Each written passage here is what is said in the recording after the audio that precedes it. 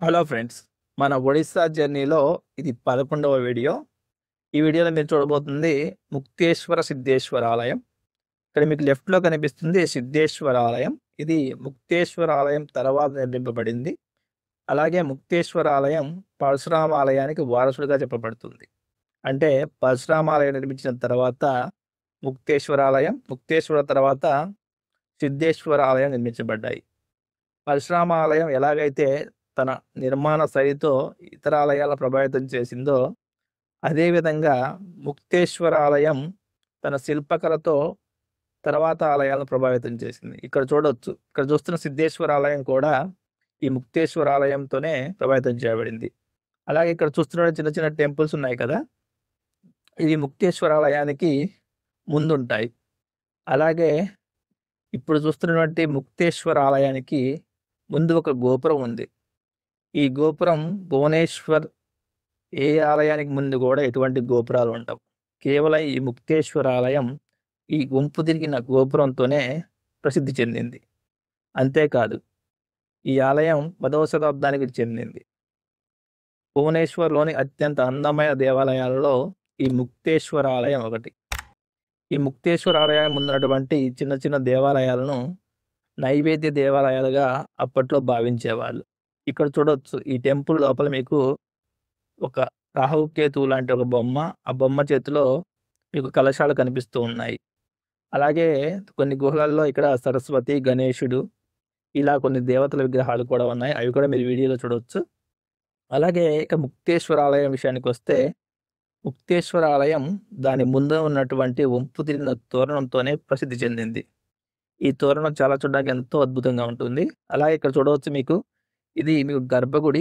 ముక్తేశ్వర ఆలయంలోని గర్భగుడి. ఈ గర్భగుడిలో శివుడికి పైన మీకు సప్తమాతృకలు, అలాగే ఆలయం గోపురం పైభాగాన మీకు ఒక పువ్విప్పిన కమలం లాంటి నిర్మాణం కనిపిస్తూ ఉంటుంది. ఇది చూడడానికి ఎంతో అద్భుతంగా ఉంటుంది, చూడొచ్చు. అలాగే ఈ కమలం చుట్టూ కూడా మీకు రకరకాల శిల్పాలు కూడా కనిపిస్తాయి. అవి చూడొచ్చు. అలాగే ఇక బయటకొచ్చి చూసినట్లయితే వెలుపలి గోడలపై రకరకాల శిల్పకళ కనిపిస్తుంటుంది. ఈ శిల్పకళ దీని తర్వాత నిర్మింపబడిన ఎన్నో ఆలయాలను, లింగరాజ టెంపుల్ అయ్యుండొచ్చు, రాజారాణి టెంపుల్ అయ్యుండొచ్చు. ఇలా ఎన్నో ఎన్నో ఆలయాల యొక్క శిల్పకళను ఈ ముక్తేశ్వర ఆలయం ప్రభావితం చేసింది. ఇక్కడ చూడొచ్చు. ఎంతో అద్భుతమైన శిల్పకళ ఈ ముక్తేశ్వర ఆలయం యొక్క సొంతం. ఈ ముక్తేశ్వర ఆలయం భువనేశ్వర్‌లోని అత్యంత అందమైన దేవాలయాల్లో ఒకటిగా చెప్పబడుతుంది. ఈ ఆలయం పైన ఉన్నటువంటి శిల్పకళనే మీరు లింగరాజ టెంపుల్‌లో గాని, పూరి జగన్నాథ్ టెంపుల్ గాని, అలాగే రాజారాణి టెంపుల్‌లో కూడా చూడొచ్చు. ఇక్కడ చూడొచ్చు. ఈ టెంపుల్‌పై కొన్ని స్తంభాలను పెనవేసుకున్నటువంటి నాగదేవతల విగ్రహాలను. ఈ టెంపుల్‌లో మీకు స్తంభాన్ని పెనవేసుకున్న నాగదేవత కిందగా ఉంటుంది. అంటే తల కిందగా ఉంటే, లింగరాజ టెంపుల్‌లో ఈ స్తంభాన్ని పెనవేసుకున్న నాగదేవత పైకి కనిపిస్తుంది. అలాగే ఇక గోపురాన్ని చూసినట్లయితే దాదాపు ఇదే పిక్చర్‌ని మీరు లింగరాజ టెంపుల్‌లో చూడొచ్చు. అలాగే పూరి జగన్నాథ్ టెంపుల్‌లో కూడా చూడొచ్చు. ఈ ఆలయం యొక్క గోడలపై ఎక్కువగా మీకు అందమైన నాగదేవతల విగ్రహాలే కనిపిస్తూ ఉంటాయి. అలాగే పైన మీకు అలువైపులా 4 స్తంభాలపై సింహాల విగ్రహాలు కనిపిస్తూ ఉంటాయి. ఈ ఆలయం యొక్క శిల్పకళ ఎంతో అద్భుతంగా ఉంటుంది. మీరిక్కడ చూడవచ్చు. అలాగే ఈ ఆలయ ప్రాంగణంలో 2 బావులు కూడా ఉన్నాయి. అవి కూడా చూపిస్తాము. ఈ ఆలయం యొక్క బ్యాక్ సైడ్‌లో మీకు ఒక చెరువు కనిపిస్తే, ముందు భాగంలో మీకు ఆలయానికి లెఫ్ట్ సైడ్‌లో ఒక మారీచ కుండ అనే ప్రాంతం ఉంటుంది.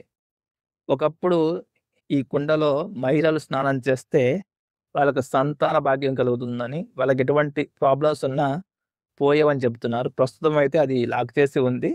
ఇది మీకు వీడియోలో తర్వాత కనిపిస్తుంది, చూడండి. అలాగే ఈ ముక్తేశ్వర ఆలయానికి చిన్న ప్రహరీ గోడ కూడా ఉంటుంది. దాని చుట్టూ మనం ప్రదక్షిణ చేయడానికి వీలుగా ఉంటుంది. ఈ ముక్తేశ్వర ఆలయం గర్భగుడితో పాటుగా ముందు ఒక మందిరాన్ని, అంటే మండపాన్ని, దాని ముందు ఒక తోరణాన్ని కలిగి ఉంటుంది.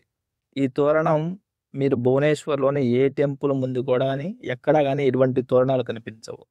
కేవలం ఈ ముక్తేశ్వర ఆలయంలో ఉన్నటువంటి ఈ వంపు తిరిగిన తోరణం వల్లనే ఈ ముక్తేశ్వర ఆలయం చాలా ప్రాముఖ్యత చెందింది. ఇది 2 స్తంభాలపై